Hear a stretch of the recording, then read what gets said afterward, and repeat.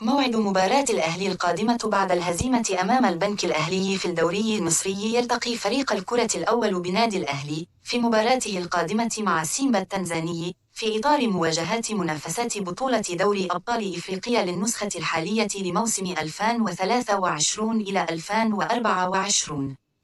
قرعة دور الثمانية لبطولة دوري أبطال إفريقيا التي أقيمت اليوم الثلاثاء في القاهرة أسفرت عن مواجهة الأهلي لمنافسة سيمبا. الأهلي كان قد تأهل إلى دور الثمانية، دور ربع النهائي لام دوري أبطال إفريقيا بعد تصدر المجموعة الرابعة للبطولة القارية الأهلي.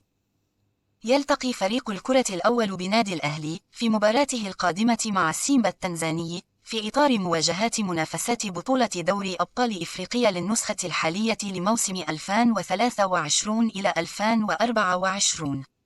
قرعة دور الثمانية لبطولة دوري أبطال إفريقيا التي أقيمت اليوم الثلاثاء في القاهرة أسفرت عن مواجهة الأهلي لمنافسة سيمبا.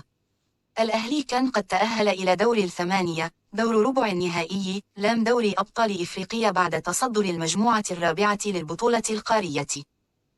وتلقى الأهلي الخسارة الأولى له في بطولة الدوري أمام البنك الأهلي اليوم الثلاثاء بنتيجة 3-4 في المباراة التي جمعت بينهما ضمن منافسات الجولة 15 لبطولة الدوري المصري الممتاز.